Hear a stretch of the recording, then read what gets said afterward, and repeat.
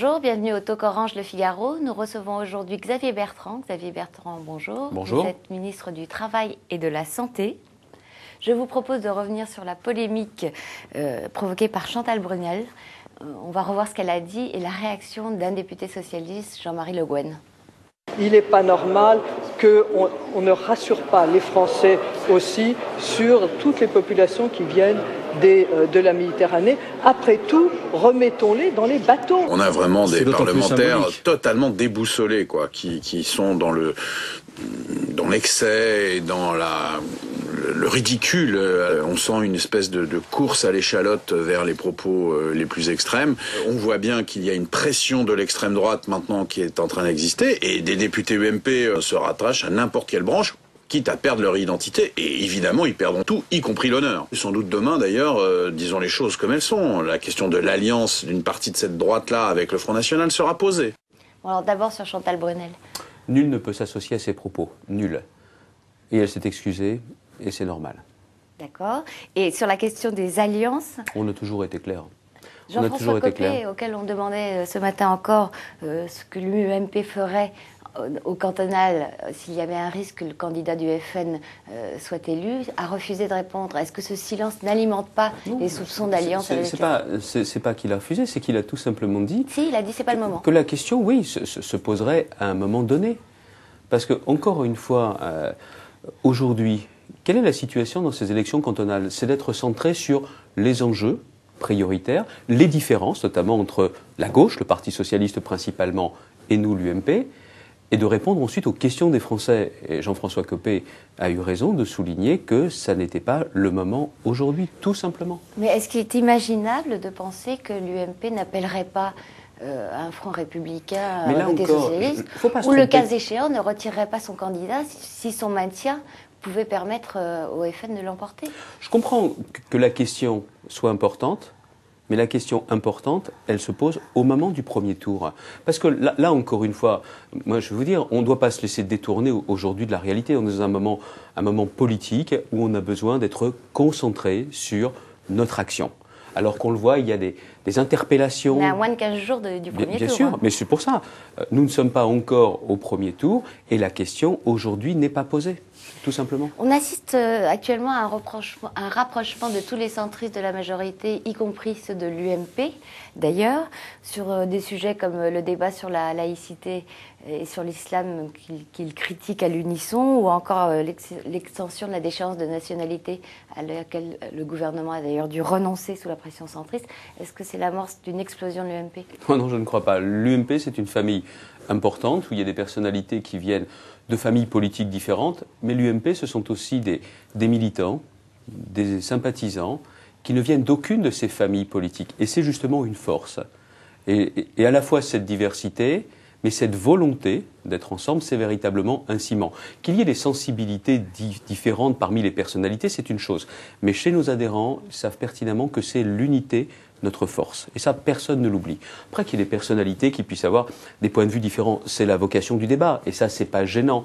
Mais chez nos adhérents, la volonté d'unité est plus forte que tout. Donc vous ne croyez pas à un départ, par exemple, de Pierre Méhaignerie pour rejoindre soit Jean-Louis Borloo, soit le Nouveau Centre? Non, je ne crois pas que Pierre Méhaignerie ait cela en tête. C'est quelqu'un qui compte dans notre famille politique. Il a des responsabilités importantes.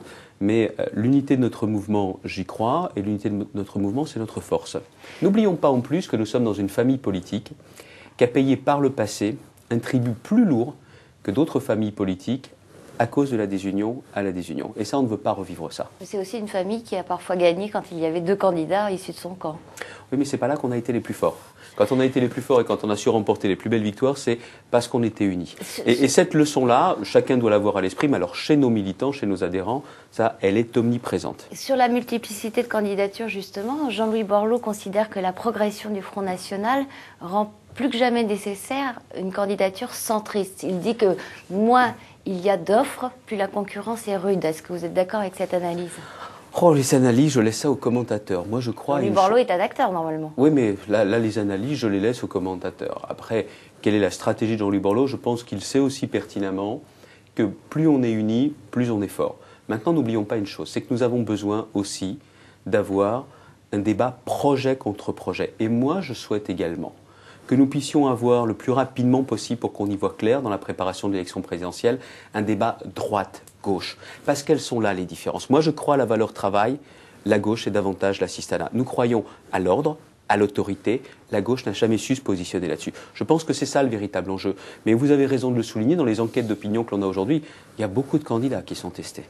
On ne sait même plus à combien on est, de combien on dépasse les 10 candidats. Je suis persuadé qu'au final, il y aura moins de candidats qu'il n'y en a aujourd'hui dans les intentions de vote, qui, du coup, n'ont quand même pas la force qu'on veut bien leur prêter.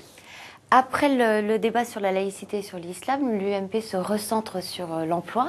C'est très bien. Est-ce que c'est l'aveu qu'on avait un petit peu mis de côté et la priorité numéro 1 des Français? Ah mais moi je suis persuadé, et je l'ai dit, je l'ai écrit à Jean-François Copé, que je souhaitais pouvoir travailler avec des responsables du mouvement.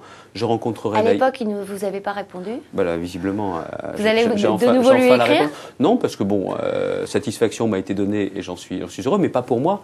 C'est tout simplement parce que la priorité numéro 1 des Français, c'est l'emploi, de faire reculer le chômage. J'ai toujours eu ça à l'esprit, et donc maintenant que notre mouvement puisse organiser une convention là-dessus, je l'avais souhaité, donc j'en suis heureux. D'ailleurs, je rencontrerai dans les jours qui viennent les secrétaires nationaux du mouvement populaire qui travaillent dans le champ de mon secteur ministériel pour leur parler emploi et chômage, apprentissage notamment pour les jeunes, pour leur parler santé, mais aussi leur parler d'une autre de mes priorités. Aussi importante que les deux autres, c'est la lutte contre les fraudes. C'est aussi un sujet qui a été mis à l'honneur par l'UMP la semaine dernière, je crois, ou il y a 15 jours. Quelles sont vos propositions dans ce domaine? Le problème est simple, c'est qu'il ne faut plus fermer les yeux. J'ai été certainement le premier, suivi ensuite par Éric Woerth, à m'attaquer à cette question des fraudes en 2004 pour la première fois. J'y suis très attaché, j'ai eu l'occasion de m'exprimer longuement dans le Figaro Magazine ce week-end. Ça sera pour moi une action permanente.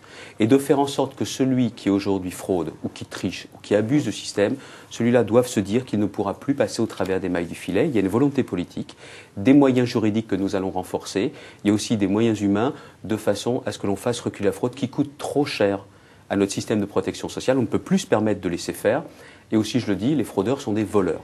Et il n'est pas question de tolérer ça un moment de plus. Le débat court aussi sur la répartition des richesses en France. Il y a un discours récurrent qui veut que les riches soient mieux servis que les autres, que le capital soit mieux rémunéré que le travail. Est-ce que c'est pas normal? Est-ce que c'est pour vous un sujet de réflexion et d'action? Pas seulement de réflexion, mais d'action, vous avez raison.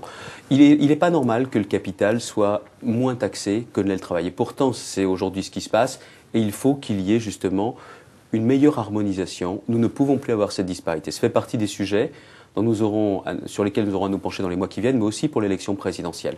La deuxième chose, c'est qu'en ce moment, on le voit bien, les entreprises, notamment du CAC 40, renouent avec les bénéfices, tant mieux pour elles, renouent avec les dividendes pour les actionnaires, tant mieux pour eux, mais il faut qu'il y ait quelque chose pour les salariés.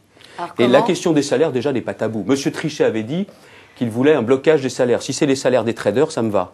Si c'est les salaires pour tous, je ne suis pas d'accord. C'est pas un peu de la démagogie, là Non, mais attendez, vous ne pouvez pas dire, je ne sais pas comment ça se passe ici chez vous, mais quand il y a eu la crise, il y a eu un blocage, bien souvent des salaires ou des évolutions faibles. Le blocage remonte aux 35 heures, puisqu'il avait été négocié par Martin. Et vous ne pouvez pas dire aujourd'hui aux salariés, vous attendrez encore.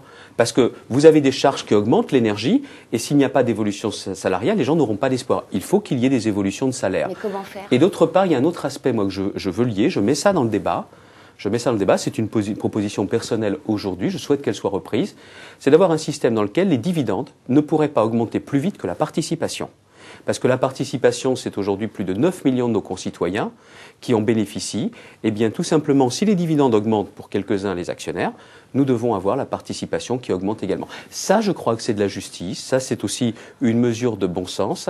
Et je suis intimement convaincu qu'il nous faut permettre qu'il y ait, s'il y a une croissance, que les fruits soient partagés le mieux possible. En tout cas, c'est une proposition versée au débat. Xavier Bertrand, je vous remercie. Merci.